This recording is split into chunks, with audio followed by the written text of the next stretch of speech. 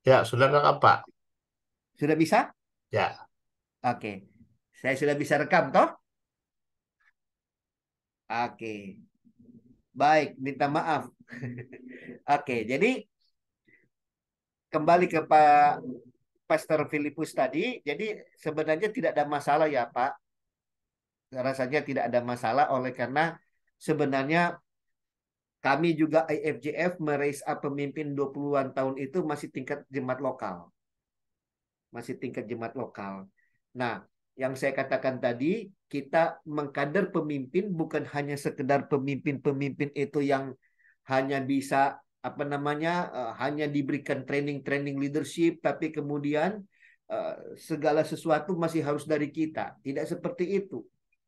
Kita pemimpin senior itu memberikan kesempatan kepada mereka mumpung secara fisik kita masih kuat, kita masih energik, kita masih produktif, berikan kesempatan mereka memimpin, beri kesempatan mereka untuk bertanggung jawab atas kepemimpinan mereka dan kalau misalnya mereka atau anak-anak muda ini melakukan kesalahan, kita masih bisa punya power untuk dalam artian bukan hanya sekedar mendelete, tapi kemudian memperbaiki keputusan yang mereka ambil. Dan dari situlah kita bisa memberikan kepada mereka contoh, kamu salah dalam pengambilan keputusan. Harusnya kamu lebih bijak seperti ini. Dan mereka kadang-kadang ya, anak muda itu akan sadar sendiri. Mereka justru akan, oh begitu ya Pak. Nah, oh begitu ya Bu. Seperti itu kondisinya yang terjadi.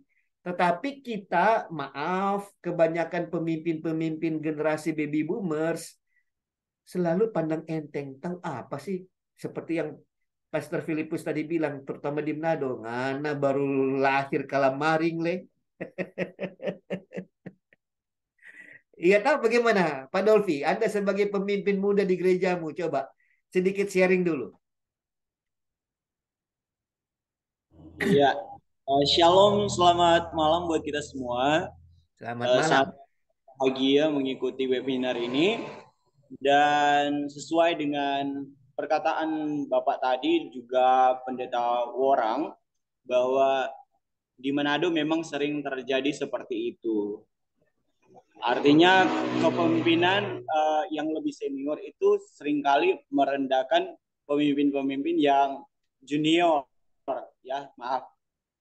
Jadi yang sebenarnya mereka begitu merasa lebih bisa daripada junior, ya.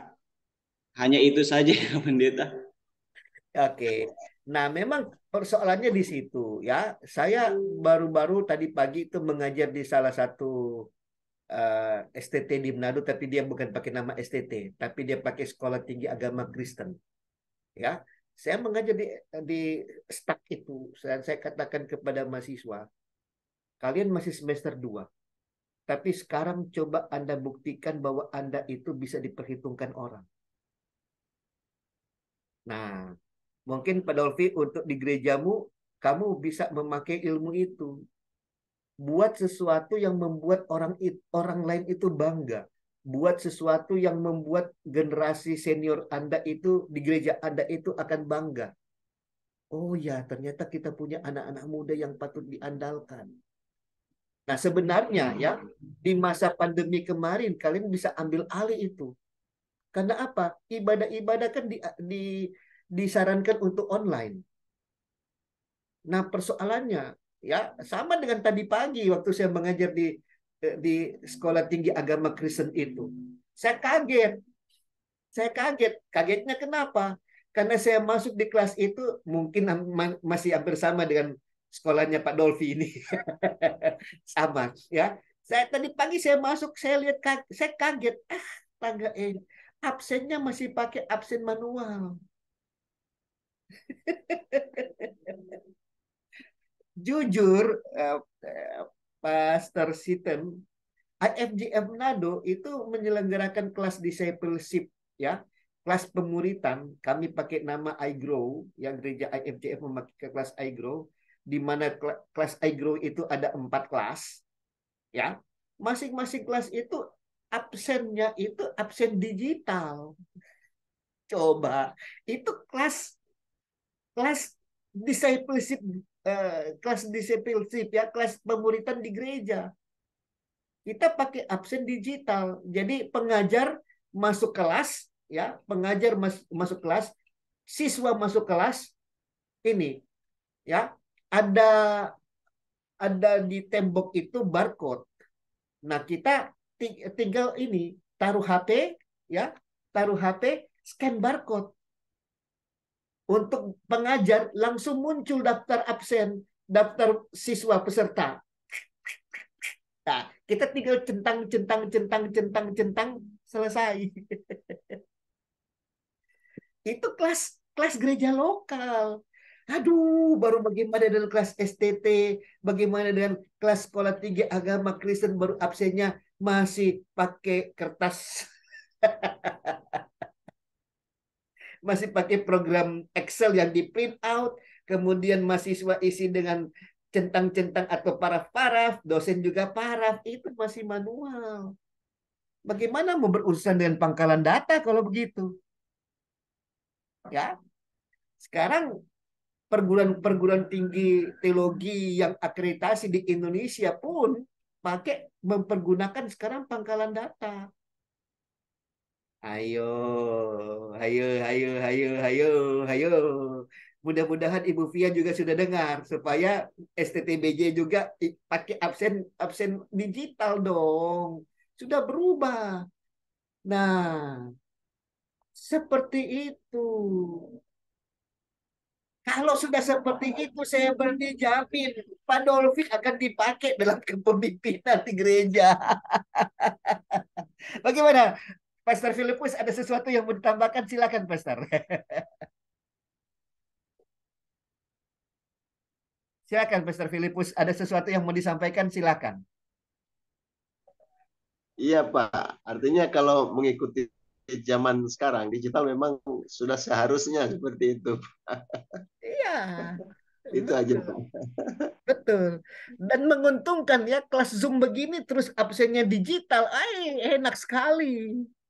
Ya, absen absen digital itu tinggal kasih masuk saja, apa di saya apa tinggal pasang barcode di Zoom, Anda tinggal scan barcode, selesai. Saya juga begitu, tinggal scan barcode di Zoom, selesai. Masuk sama-sama semuanya absen. Tinggal dilihat di pangkalan datanya, udah beres.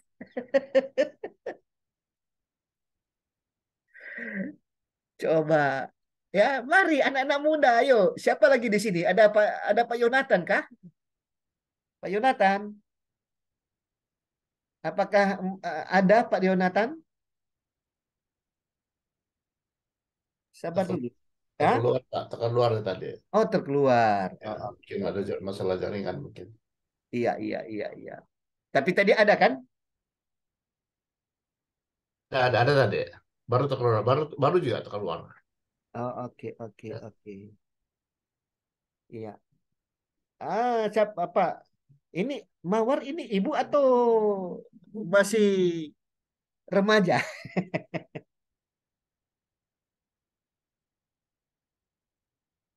Coba. Atau Pastor Siten dulu deh. Bagaimana? Dalam ini apa namanya, meraise up pemimpin-pemimpin muda di gereja. Jangan cuma IFJF Manado terus yang dibicarakan.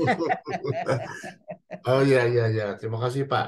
Terima kasih Pak juga Pak Filipus Pak Delvi. Jadi dan terima kasih juga Pak Dr. Roni. Ya memang em,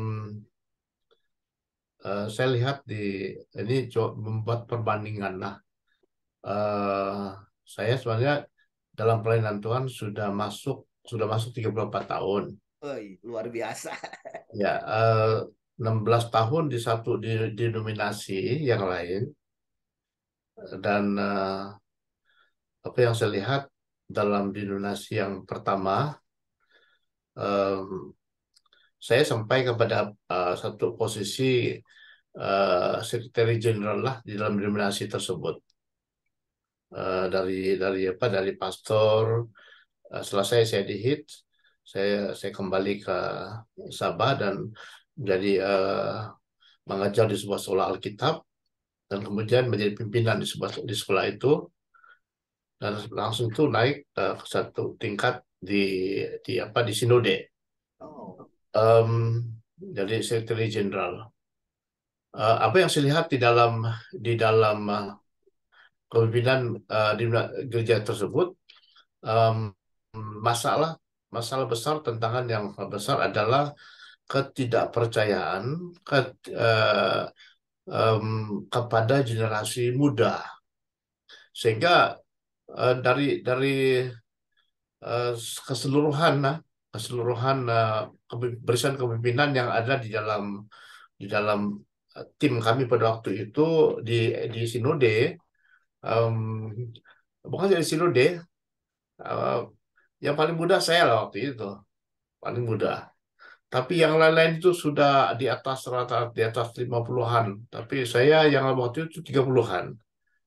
Em, dan sebenarnya saya menyadari bahwa generasi saat ini sangat memerlukan kepemimpinan yang muda, yang masih fresh, segar, yang karena terbentuk. Jadi kelemahannya di sana yang saya lihat adalah tidak ada pengkaderan, tidak ada pelatihan, kepercayaan kepada generasi muda, karena terasa tersaing.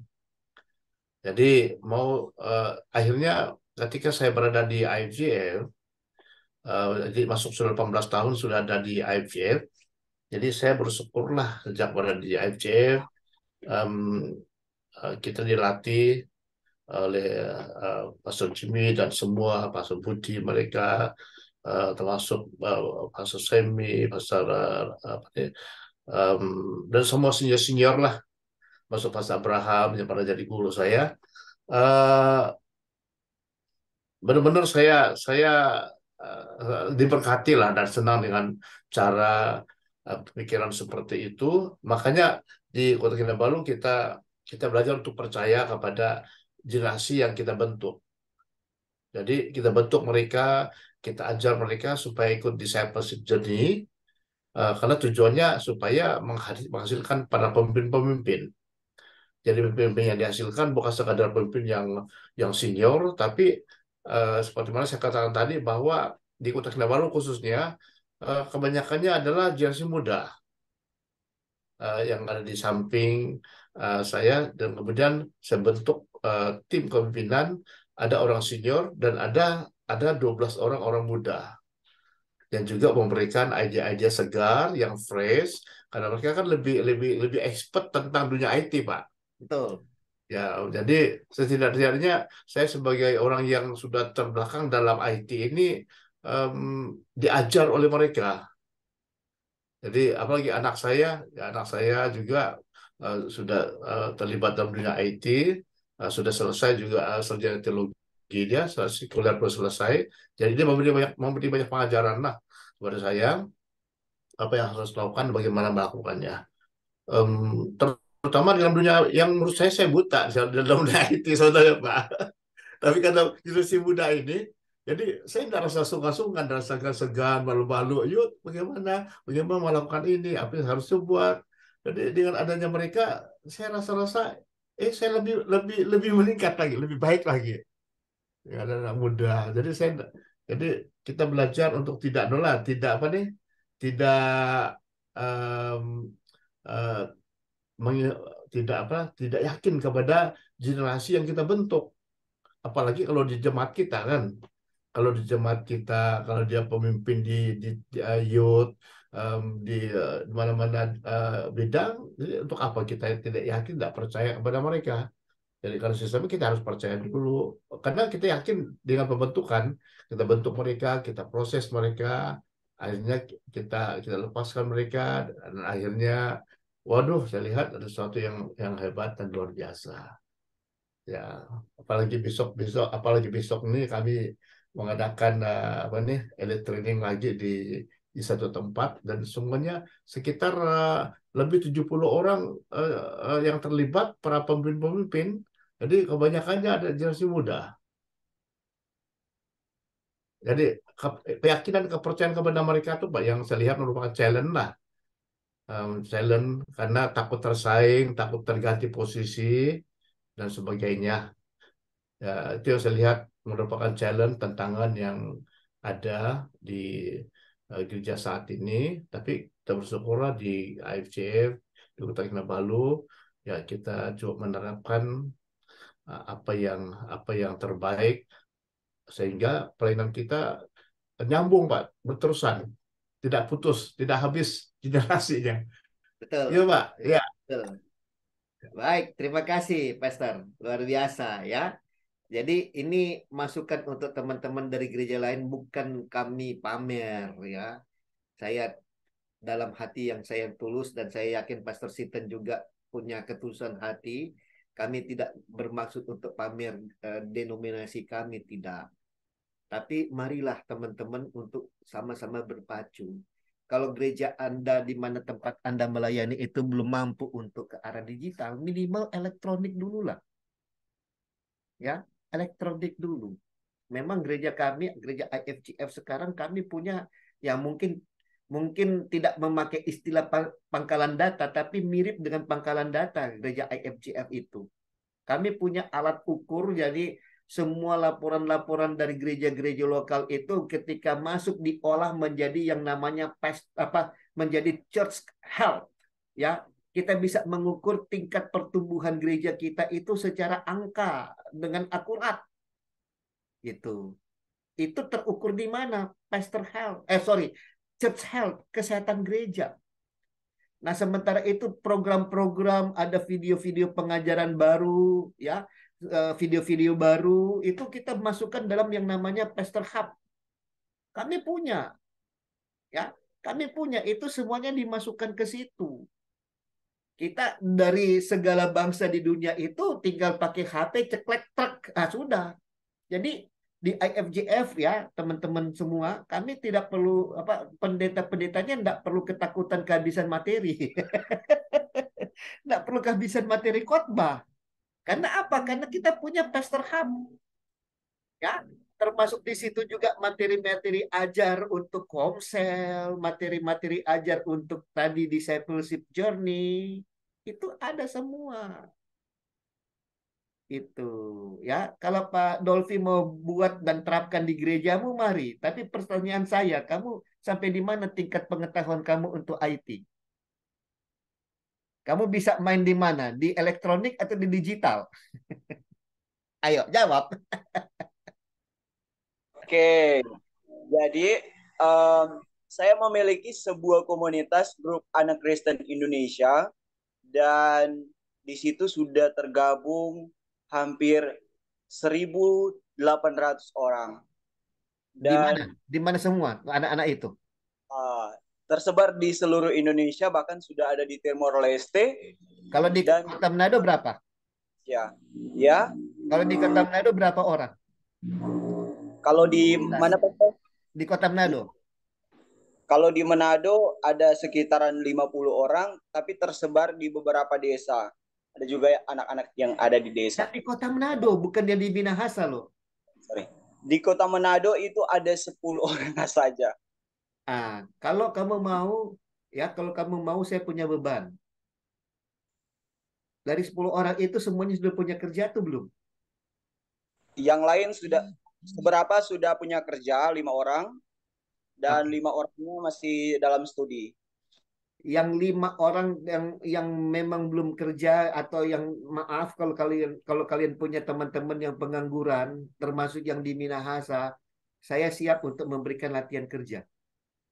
Bukan saya sendiri, ada tim Iya. ya. Jadi tim kami itu akan memberikan pelatihan kerja dengan 3 pilar. Pertama spiritual, kita tetap bentuk rohaninya. Yang kedua kita bentuk karakternya, dan yang ketiga kita berikan keterampilan kerja. Iya. Dan keterampilan kerja itu bisa dipilih oleh yang bersangkutan. Iya. Mau mana? Mau bergerak di pelayan resto, pelayan kafe, pelayan toko, ataukah sampai di mau jadi manajer pun boleh. Kita bisa training. Ya. Oke. Semenjak saya mengikuti pelatihan dari Pastor Worang, ada ide-ide yang timbul bahwa kita sebagai pendeta harus mengajarkan jemaat untuk bekerja, ya. Dan satu orang saya sudah temukan waktu kita melakukan pelayanan penginjilan, tetapi dia adalah orang Tobelo. Dan saat ini puji Tuhan, ketika saya dapatkan dia tidak ada tempat tinggal. Dia hanya tidur di Ruko Marina Plaza di bagian pantai sana di pinggiran. Ya. Dan juga saya tanya kepada dia, baju kamu di mana? Baju saya di bunga-bunga katanya. Artinya dia tidak ada tempat tinggal dan bajunya hanya disimpan saja. Sekarang orangnya ada. Dan malam itu juga, karena pelayanan penginjilan kita malam, saya langsung panggil dia, ayo nginep saja dengan saya. Besok kita akan menghubungi owner yang pemilik salah satu laundry di Manado. Dan saya mengajak dia untuk bertemu langsung dengan owner paginya. Dan puji Tuhan dia saat ini sudah bekerja, bahkan sudah ada tempat tinggal, ya tinggal dalam. Lewat dari saya belajar dari Pastor Worang, ya. Dan untuk Dolfi, suaranya putus atau cuma di saya ya gangguannya? halo, kedengaran?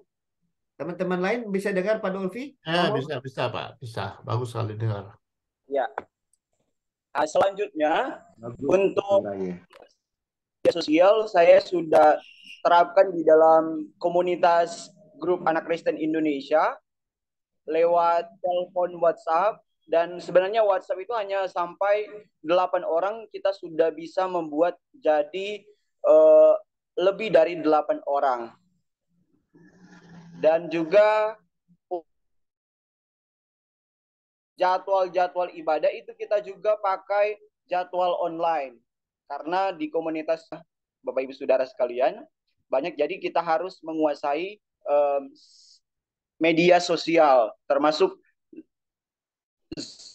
aplikasi Zoom, aplikasi Google Meet, aplikasi WhatsApp. Dan juga kita bermain di Instagram, juga semua media sosial yang Tuhan sudah persiapkan buat kita untuk memberitakan Injil. Yang intinya kita telah menyampaikan firman Tuhan lewat media sosial. Sekalipun mungkin kita merasa hanya sedikit yang nonton, tetapi bukan tidak mungkin video kita itu tersimpan dan orang-orang yang lain yang belum pernah mendengarkan firman Tuhan, belum pernah mengenal kita, pasti akan mencari tahu tentang kegiatan-kegiatan kita lewat media sosial yang kita pergunakan, lewat Facebook, lewat YouTube, lewat media-media sosial juga yang lain. Hanya itu ya, Pastor. Keren. Nah, terus kembangkan diri sehingga kamu bisa diperhitungkan di gerejamu. Dan dengan demikian ketika ada suksesi kepemimpinan, orang tidak akan ragu dengan kemampuanmu. Silahkan. Oke. Satu lagi Pak Yusak. Masih adakah Pak Yusak? Ya, saya Silakan, tadi Pak. terlambat masuk Pak, Tidak nunggu di masalah. waiting room keluar ya. Jadi apa yang dibicarakan awal tuh rada susah ya, saya nggak begitu tahu. Oke. Ya. Jadi yang kalau saya tangkap dari pembicaraan pertama kedua gitu ya. Yang saya tahu memang kembali ke masalah kepemimpinan itu sendiri ya, artinya apa gitu. Kalau pemimpin formal mungkin sebaiknya memang orang yang sudah cukup berumur. Tapi kan sebetulnya kita semua juga seorang pemimpin, jadi bisa saja anak-anak muda jadi seorang pemimpin. Dan saya baru baca buku bahwa justru sebetulnya zaman sekarang harusnya mentoring terbalik, Pak. Ya. Kita harus banyak belajar dari anak-anak. Betul. Karena pengetahuan mereka itu sangat luar biasa, Betul. mungkin lebih dari kita semua yang setelah disibukkan dengan bermacam-macam ya urusan dalam kehidupan ini. Nah, jadi justru kepemimpinan seperti itulah yang mungkin harus kita berikan keleluasaan lah untuk mereka, bukan secara formal, tetapi mungkin para pemimpin yang sudah cukup diberikan kepercayaan, yang sudah cukup berumur, lebih bijaksana, mungkin bisa apa ya, jadinya mendorong lah mereka untuk mengeluarkan ide-ide mereka yang bisa kita ikuti. Itu mungkin Pak. Baik, Maaf tadi saya kurang jelas dari awal gitu. siap. Baik, nggak Ya, masalah. Baik, makasih. jadi betul yang Pak Yusak katakan tadi, kita memang harus tetap memberikan kepercayaan, sekaligus juga kadang-kadang kita mentoring terbalik. Itu, saya setuju Pak. Uh, Sebagai informasi, saya di gereja lokal saya, selain saya pegang bidang atau departemen pastoral, saya di gereja itu masuk sebagai ICC, Eye Care, Eye Care Coach, atau dalam mungkin di gereja teman-teman yang lain itu seperti gembala wilayah untuk Komsel. Itu. Nah, tahun ini saya akan berulang tahun ke 58 tahun. Ya, tahun ini. Sama Pak. Oh, begitu. Sama-sama 65 berarti, Pak. Iya, betul. Oke. Oke, tahun ini saya akan masuk usia 58 dan saya setuju ketika gembala saya meminta saya, Pastor Worang, bagaimana bisa enggak diregenerasikan ICC itu kepada generasi muda? Saya katakan siap, Pastor. Ya, dan saya sekarang sedang melatih satu orang untuk bisa menggantikan saya sebagai gembala wilayah Komsel, I Care Coach. Ya, I Care Coach. Tapi apa yang Pak Yusak katakan tadi itu ternyata terbukti, Pak. Diam-diam jemaat kami itu yang sebenarnya S1-nya itu sebenarnya dia sarjana perikanan. Sarjana perikanan. Dan ilmunya, bukan ilmunya. Dia ngambil skripsi tentang bagaimana membuat bakso ikan. Ya, tetapi diam-diam tanpa memberitahukan, saya baru tahu ketika saya mau mulai melatih dia untuk menjadi eye care coach untuk menggantikan saya. Ternyata diam-diam dia mengambil MTH counseling. Itu saya tidak pernah tahu. Dan justru saya mendapatkan ilmu-ilmu counseling dari dia. Yang upgrade, yang up to date maksud saya. Ya, ilmu-ilmu counseling yang up to date dari dia. Coba. Ya, jadi betul yang Pak Yusak katakan, seringkali kita malah mentoring terbalik. Bukan kita yang mentoring mereka, mereka yang mentoring kita. Gitu. Dan puji Tuhan Pak Yusak, sebelum Pak Yusak katakan ada mentoring terbalik, saya memang dari sekitar 10 tahun yang lalu, saya mengajak jemaat untuk mari kita saling menggembalakan satu dengan yang lain. Ya, jangan kami yang berpredikat pendeta pastor yang menggembalakan Anda. Ada waktu-waktu tertentu juga Anda bisa gembalakan kami. Itu. Ya. Jadi memang betul yang Pak Yusak katakan, seringkali kita memang harus mentoring terbalik, bukan pemimpin senior yang mentoring anak-anak muda, harus anak-anak muda juga yang mentoring yang senior. Ya, jadi di gereja saya di IFJF Manado saya dimentoring untuk apa namanya pastoral counseling yang baru, ya. Jadi buku pastoral counseling yang dulu yang warna hijau kuning itu yang teman-teman yang di STT pasti tahu, karangan J. Adams. Itu kan sudah kadaluarsa. Teori-teorinya itu kan teori-teori lama. Itu. Jadi sudah ada sebenarnya ilmu-ilmu baru dalam konseling. Itu. Nah, saya banyak belajar dari dia. Tadi saya pulang sampai di rumah sudah jam 5:30 sore waktu Manado. Itu saya ada ke rumah dia dan dia banyak memberikan masukan-masukan, memberikan saya pengajaran tentang konseling. Itu. Ya, jadi saya belajar dari mereka, dari dia, ya. Gitu. Nah, selain dari dia, saya baru-baru ini saya belajar bagaimana caranya bikin absen digital. Ya, saya belajar dari itu Pastor Siten itu rupa-rupanya bulan Januari kemarin ada pelatihan guru-guru sekolah minggu kalau tidak salah di Bogor kan. Nah, itu pelatihan guru-guru Ya, sekolah minggu itu saya bukan hanya ada dua, Pak. ya. Ya, saya ada antara 2 orang. Oh, ada 2 orang. Ya, Ada. kami cuma 1 orang. Nah, dia mendapatkan ilmu bagaimana caranya untuk membuat absen digital. Dan diterapkan di Manado. Saya bilang, wih, menarik ini. Saya dosen di beberapa STT di Manado, saya mau belajar. Dan dia ajar saya bagaimana caranya bikin absen digital. Gitu. Jadi ya saya diajar pertama kali pastor, katanya ya. Pastor pertama kali pastor harus install, sabar dulu, aplikasi QR and barcode. Ini dia. Itu yang kedua kanan, yang kedua kanan. Ya, yang kedua kanan. QR and barcodes. Harus install dulu itu. Baru kemudian terhubung dengan HP, terhubung dengan laptop. Baru dimainkan di situ bagaimana cara pembuatan. Gitu. Ya. Nanti Pastor Siten juga akan bisa belajar dari orang yang diutus 2 orang itu. Ya, Kami benar. di kami di Manado sudah menerapkan, jadi waktu waktu iGrow kemarin semua kelas sudah pakai itu. Ya, mau di kelas Cam Grow Serve Lead semuanya pakai itu absen digital.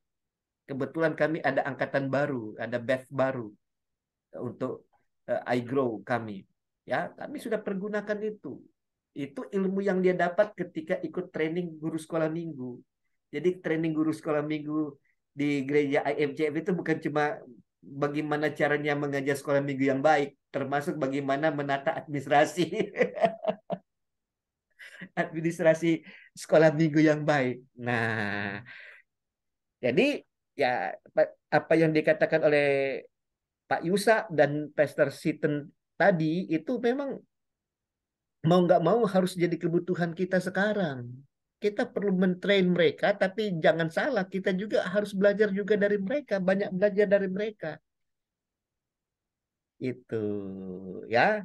Eh, Pak Dolfi kalau memang mau untuk meningkat lagi, lebih lagi dalam hal khotbah lewat YouTube, nanti saya bisa kasih kamu gratis public speaking. Santai saja, tinggal beku telepon tanpa di mana. Nanti kita kasih belajar. Oke, kita lanjut lagi dengan slide berikut ya. Kita lanjut dengan slide berikut dulu.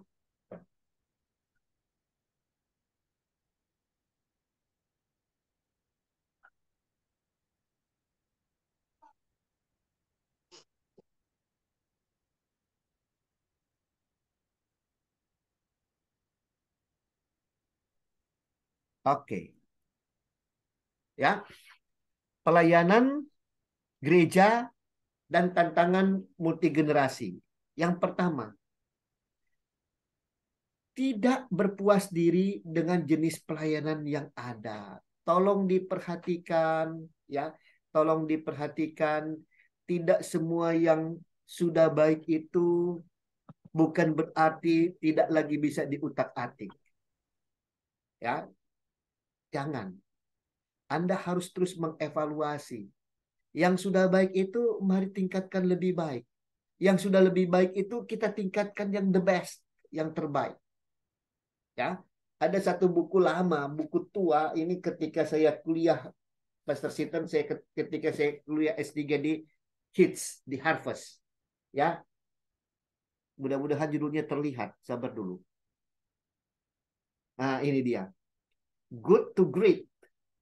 Nah, ini memang buku sekuler. Ini buku sekuler. Tapi buku ini saya dapat ketika saya kuliah S3 kepemimpinan di HITS. Ya, good to great. Bagaimana sesuatu yang baik itu bisa ditingkatkan mutunya, bisa ditingkatkan kualitasnya. Nah, karena itu tidak berpuas diri dengan jenis pelayanan yang ada. Minta maaf, banyak sekali pemimpin-pemimpin baby boomers selalu berkata seperti ini. Ini papa dulu tumpang tangan kepada orang sakit itu sembuh. Iya betul, itu dulu papa. Sekarang bagaimana? Nah, itu persoalannya. Sekarang bagaimana? Sekarang tumpang tangan, orang sembuh, atau orang malah meninggal. Ketika anak atau cucu tanya, "Opa, itu kapan?" 30 tahun yang lalu. Sekarang masih yang nggak bisa. Dan parahnya lagi, pemimpin-pemimpin baby boomers tidak mau diutak-atik untuk sesuatu yang mereka anggap sudah baik. Ya, sekali lagi, buku ini banyak sekali mengubah saya. Ya, good to great. Dan nanti ketika Anda akan mengikuti webinar saya tentang bagaimana menjadi seorang pemimpin dengan performansi prima, ya, saya akan banyak mengambil materi di sini. Good to great. Bagaimana membuat pekerjaan-pekerjaan Anda yang good menjadi great. Ya, yang bagus menjadi sesuatu yang besar dan mulia. Itu.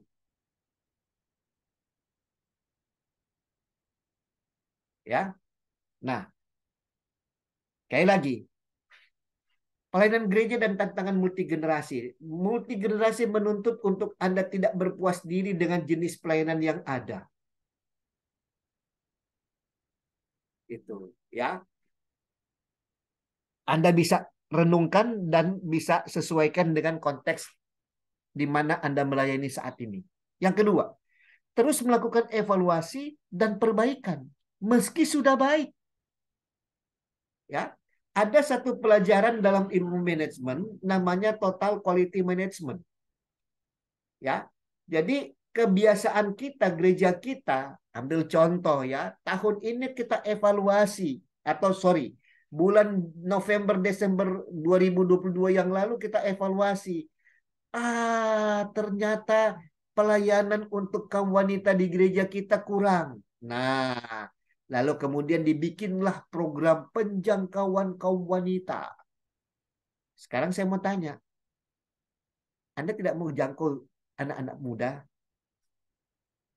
Ya, Anda tidak mau jangkau kaum pria selama tahun 2023 ini? Coba renungkan, pikirkan dulu. Nah, karena itu di dalam teori manajemen ada yang namanya total quality management.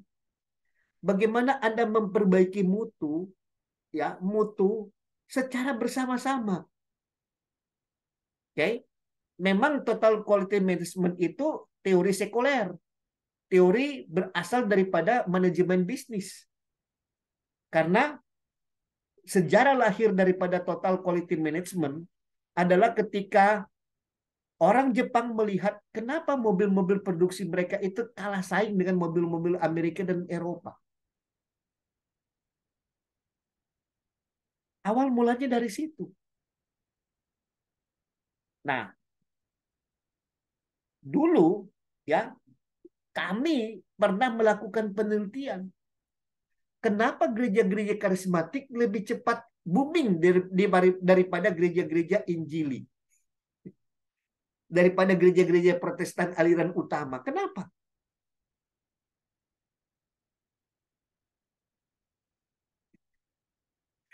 Apakah karena anak muda suka menyanyi bertembik sorak, kepuk tangan, lompat-lompat?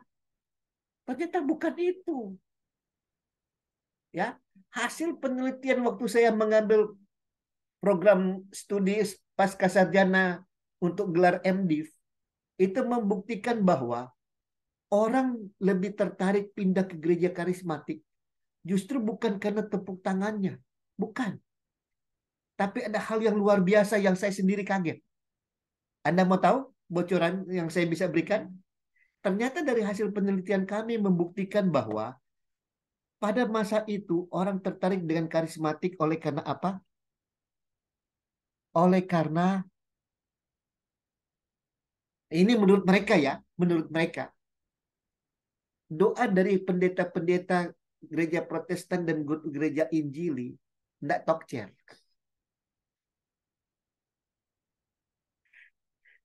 Coba, waktu ada jemaat sakit, ayo panggil pendeta. Panggil pendeta gereja Protestan aliran utama atau gereja Injili. Berdoa, dalam nama Tuhan Yesus, cuma pakai tumpang tangan. Cuma pakai tumpang tangan, dalam nama Tuhan Yesus. Amin. Jangankan hari itu. Minggu depan datang lagi. Kenapa? Belum sembuh. Minggu depannya lagi, datang lagi. Terus sampai 2-3 bulan enggak sembuh-sembuh. Makanya banyak jemaat mulai berpikir, hei, pendeta sana punya karunia menyembuhkan. Dipanggillah pendeta itu. Cuma 1 kali tumpang tangan oles minyak. Sembuh. Lompat dari tempat tidur malah. Tidak tunggu 1-2 minggu. Nah, saat itu selesai berdoa, amin. Mari, angkat tilammu dan berjalanlah. Berjalan betul. Itu bukan Tuhan Yesus lakukan. Itu bukan Rasul yang lakukan. Itu pendeta karismatik. Makanya pada waktu kami penelitian itu, ini cerita tahun 90-an ya, 1990-an. Pak Dolphy mungkin belum lahir ya waktu itu. Ya, itu hasil penelitian kami. Makanya makanya gereja-gereja karismatik pada waktu tahun 1990-an itu booming sekali. Itu. Jadi bukan karena ibadahnya rame, ibadahnya hura-hura, bukan. Bukan. Ya, ada tudingan dari pendeta-pendeta Protestan dan Injili pada waktu itu. Oh, booming karena gereja-gereja karismatik suka kasih makan. Suka kasih makan, suka kasih uang. Tapi dari penelitian kami, mahasiswa STT Jeffrey Makassar, bukan itu datanya. Datanya karena apa? Karena pendeta karismatik tumpang tangan orang sakit sembuh. Bahkan orang mati ada berbangkit. Coba. Sementara itu pendeta Protestan dan pendeta gereja Injili mana? Mana? Malah pada waktu itu banyak ketua sinode di kursi roda. Banyak ketua wilayah dari gereja-gereja Protestan, gereja Injili pada waktu di Makassar, ada beberapa di kursi roda. Kasihan. Ya. Nah, coba mari karena itu ayo kita kembali kepada poin kita, ya. Nah, puji Tuhan saya ngomong ini karena data lama tahun 90-an. Sekarang sudah banyak berubah. Sudah banyak berubah. Oke. Nah, yang kedua, pelayanan gereja dan tantangan multi generasi adalah terus melakukan evaluasi perbaikan meski sudah baik. Yang ketiga, tetap menjaga inti berita pelayanan gereja, yaitu Injil. Perhatikan di sini, Injil jangan diubah. Yang diubah itu kemasan Injilnya boleh. Kemasan Injilnya boleh. Silahkan. Ya, silahkan. Anda mau bergerak di bidang, saya mau gereja saya lebih kepada praise and worship. Kuat banget praise and worship-nya. Saya pernah bertemu atau di satu gereja saya praise and worship itu ibadahnya itu 2 jam. Praise and worship-nya itu 100 betul. Praise and worship-nya itu 90 menit sampai 100 menit. Khotbahnya nggak boleh lebih dari 30 menit. Kalau pengkhotbahnya sudah lebih dari 30 menit, mulai panitia kasih kode begini. Ya, perlihatkan jam. Ya. Ada yang gereja seperti itu. Sementara gereja yang lain enggak. Gereja yang lain mungkin bukan pada praise and worship, tapi pada pengajaran. Khotbahnya minta ampun. Makanya ada juga gereja lain yang sebaliknya. Khotbahnya khotbah 2 jam. Ya. Sementara praise and worship kalau perlu cuma menyanyi pembukaan, doa, kasih pengkhotbah, selesai kasih pengkhotbah, satu lagu untuk mengiringi persembahan, lalu kemudian satu doa mengiringi doa tutup dan selesai. Sangat simpel. Itu ya. Anda mau pakai kemasan model bagaimana ibadah itu, tetapi satu hal, Injil jangan diubah. Ya, Injil jangan diubah.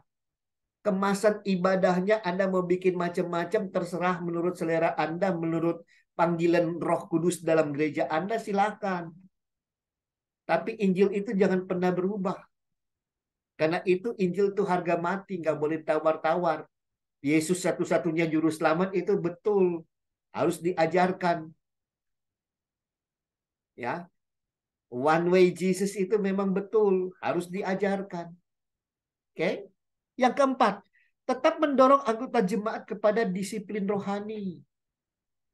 Ya, tetap dorong. Saya pernah melakukan itu untuk generasi-generasi yang disebut dan generasi milenial. Bisa kok. Bisa.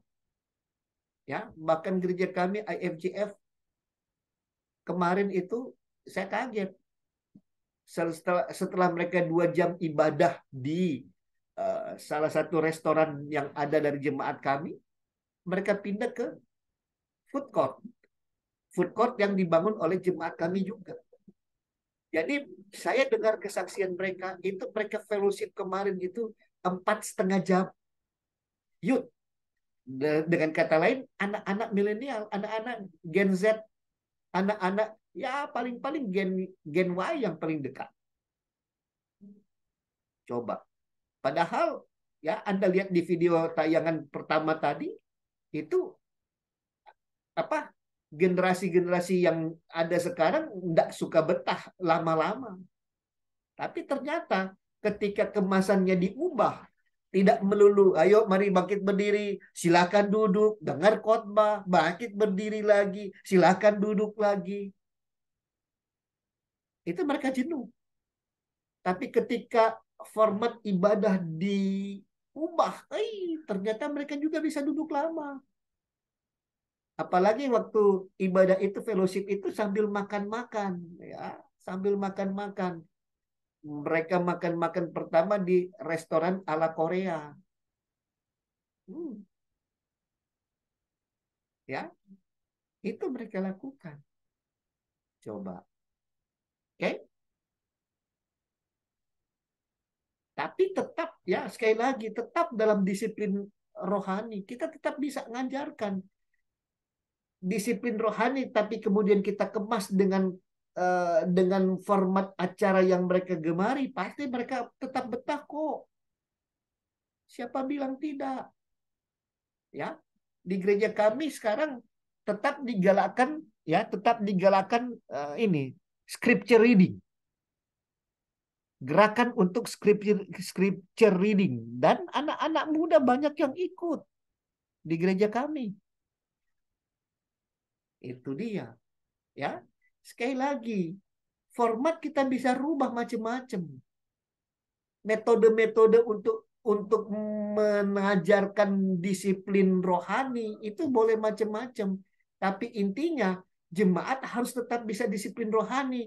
Gimana mereka bisa setia dalam membaca Alkitab, gimana mereka bisa setia di dalam doa. Bahkan gereja kami baru-baru beberapa pekan yang lalu, mungkin belum sampai 2 bulan yang lalu, kami mengakhiri doa puasa 21 hari.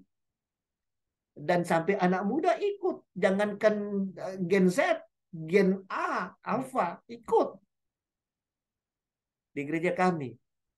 Itu. Pastor Sitan bagaimana di Kinabalu? Ikut juga semua unsur jemaat itu Ya, ya, satu ikut hari. Pak.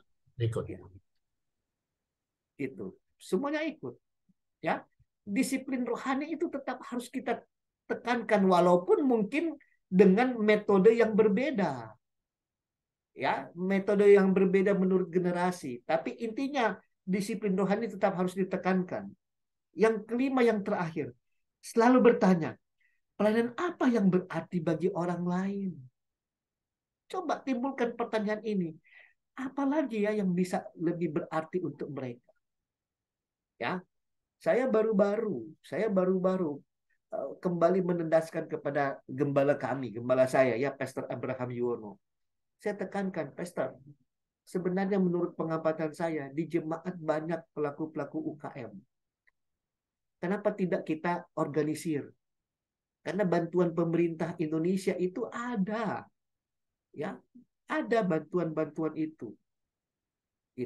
Nah, daripada minta maaf ya, yang mendapatkan bantuan itu cuma saudara-saudara kita yang mayoritas agamanya mereka di Indonesia yang dapat. Jangankan cuma mereka, kita pun bisa punya hak yang sama. Gitu. Jadi saya kembali mendorong beliau, ayo pastor, kita coba buat sebuah wadah untuk dapat mengorganisir ini jemaat-jemaat yang pelaku-pelaku UKM. Sehingga mereka juga bisa menikmati bantuan-bantuan dari pemerintah. Dan puji Tuhan, ada 2 yang ikut kami, ya, 2 jemaat kami ya, yang ikut dengan binaan saya itu sekarang ya mereka buka usaha dan mereka mendapatkan tenda usaha itu gratis dari pemerintah Kota Manado. Mereka dapat bukan cuma tenda tapi juga kompor, gerobak. Itu mereka dapat gratis gerobaknya. Itu ya kalau mau dihitung-hitung mungkin 3-4 juta itu ada mereka dapat bantuan itu. Cuma tidak dalam bentuk uang, sudah dalam bentuk barang. Itu 3 atau 4 juta mereka dapat itu bantuan itu. Nah, karena itu mari coba kita mulai sebagai pelayan gereja itu mulai memikirkan ya dalam pelayanan gereja itu bagaimana kita bisa memformulasikan ya sehingga semua generasi dalam gereja kita itu merasa aman, nyaman dan bisa fokus dalam penyembahan kepada Tuhan. Oke, sampai di sini dulu materi kita untuk malam hari ini sebelum kita bubar kelas.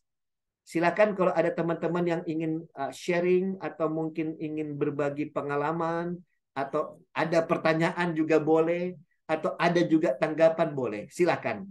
Langsung saja buka video, buka mikrofon, langsung ngomong. Silakan.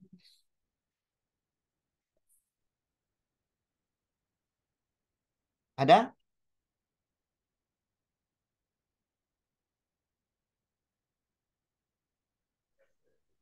Ya, Silakan. salam Pastor. Shalom, ya silakan. Ya, saya cuma ini Pak Pastor, mau minta topangan doa. Mm-mm. Ya, karena waktu ini saya lagi ikut mencalonkan jadi kepala desa di kampung saya. Mantap. Siap. Ini mohon dukungan doa ini dari Siap. rekan-rekan semua mahasiswa yang tergabung di grup kita ini, Pak Pastor. Siap. Demikian, terima kasih. Tuhan Oke, berkati. iya. Kepala desa itu presiden kecil. Haleluya. Presiden tapi dalam skala kecil, cuma desa. Silahkan, Pastor. Dan ini kalau terpilih kan luar biasa. Ya, saya punya di gereja lama, di bukan gereja lama sih, sebenarnya gereja di mana STT Jeffrey bernaung, itu di Kalimantan, gereja Kemah Injil. Itu kan banyak malah yang anggota jemaatnya yang bupati, ya kan? Gitu. Atau wali kota. Bahkan salah satu anggota dewan terkenal di Kalimantan Timur itu kan orang Kemah Injil itu. Bahkan dibangga-banggakan oleh Kemah Injil. Pak, siapa itu? Martin Martin Bila. Ya, Morten Bila sama Pak Jansen, Pak. Iya. Oh, Jansen Pastor Tipa. kenal juga. Ya, itu keluarga, Pak. Oh, masih keluarga. Pak Jansen Tipa, wakil gubernur di apa di Kalimantan Barat. Oh, Morten gitu. yang di Melinau, sekarang bupati. Oh, begitu. Ya, ya. Iya, kalau dengan Pak Jansen saya belum pernah ketemu, cuma dengar-dengar nama. Tapi kalau dengan Pak Martin sudah dua kali saya bertemu. Ya, dia sekarang bupati. Dia kan baru Iya, naik iya. sebelum Pak Jansen. Oh, begitu. Jansen naik wakil gubernur, jadi dia jadi Iya, itu dia. masih banyak keluarga di Melinau nih. Iya, oke, iya, oke. Ya, silahkan. Jadi sekarang Pak Pastor Filipus jadi kepala desa dulu, nanti kemudian kita dengar dia sudah jadi apa? Bupati. Amin, amin. Oke, dan kita pasti bangga karena ada teman kita kan yang jadi pejabat. Oh, gitu. Siap. Oke, ada lagi yang lain? Silakan yang mau bicara langsung saja buka kamera video dan kemudian mikrofon untuk menyampaikan sesuatu. Apakah itu dalam bentuk pertanyaan? Apakah itu dalam bentuk uh, sharing pengalaman? Silakan.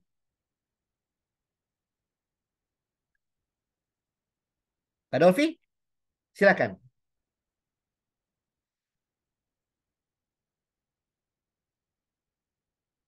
Oke, kalau tidak ada, saya lihat Ibu admin sudah ada ya. Ibu Via sudah ada. Iya, pendeta. Oke, kalau sudah Maaf ada, untuk ya keterlambatan. siap dimaklumi.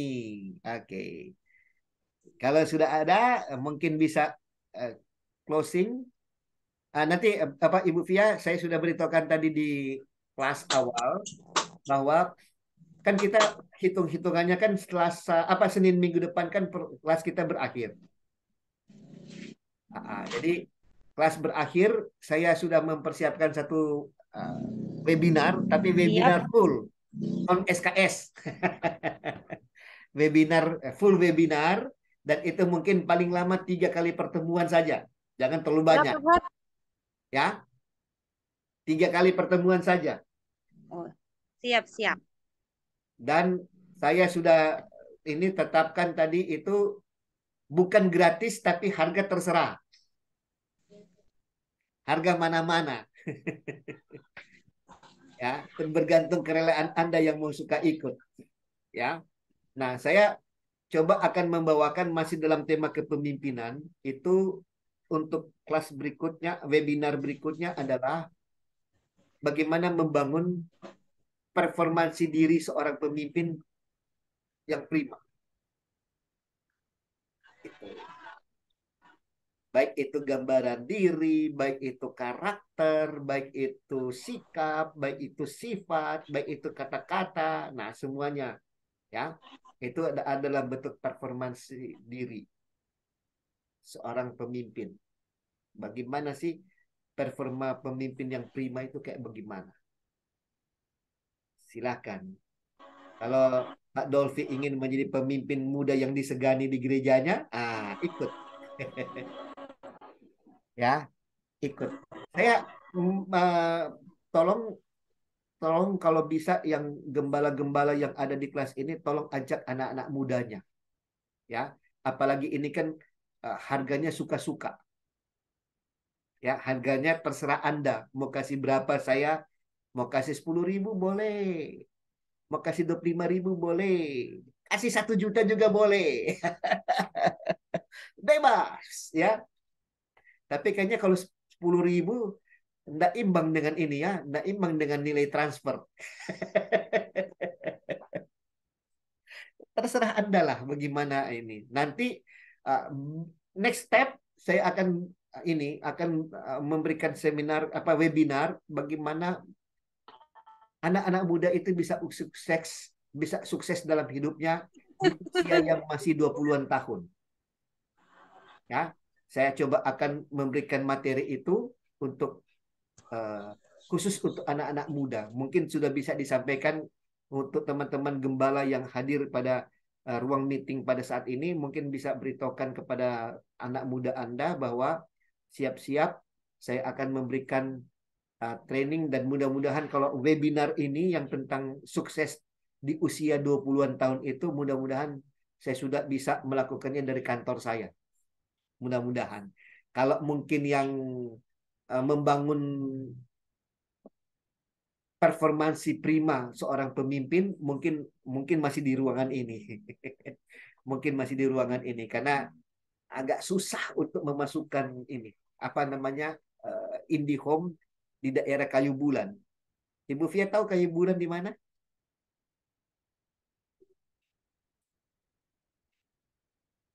Halo Ibu Fia. Hilang kah? Kayu Watu. Oh, di Kayu Batu. Kayu Bulan. Halo, bukan halo Kayu pendeta. Batu. Kayu Bulan. Kayu Watu. Kayu Batu. Kayu Bulan. Kayu Watu lebih parah lagi sinyalnya. Oke, Soalnya itu. Nah, soalnya begini. Kayu Watu lagi kan jaringan kurang. Iya, oke, oke, oke. Oke, silakan Ibu admin untuk tutup kelas kita.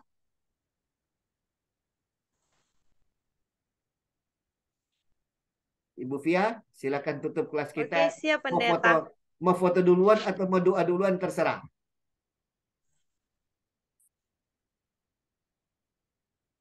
Doa dulu pendeta. Silakan. Saya mohon Saudara Dolfi Ratulaki menutup kita dalam doa. Oke.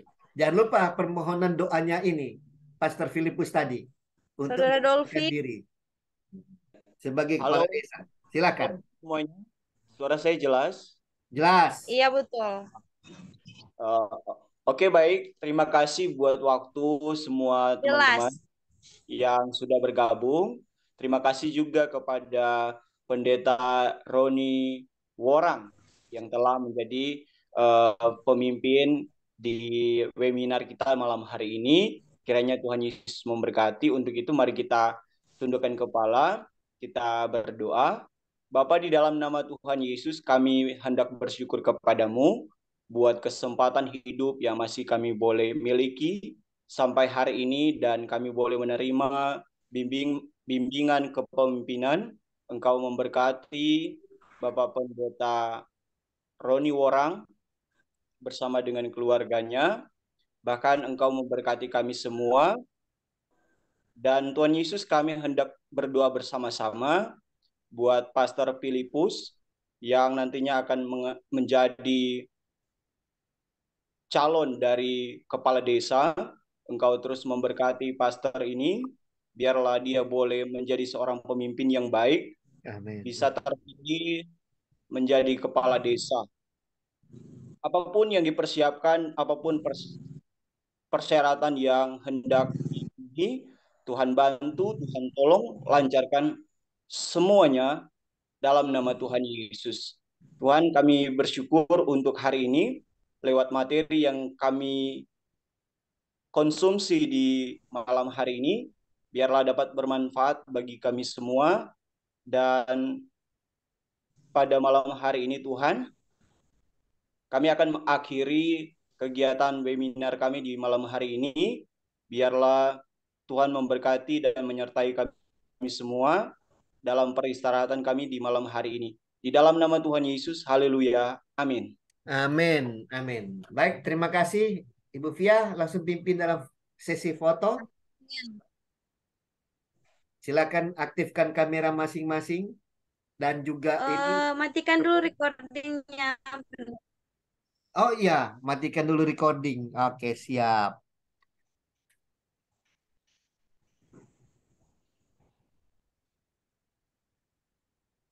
Terima kasih.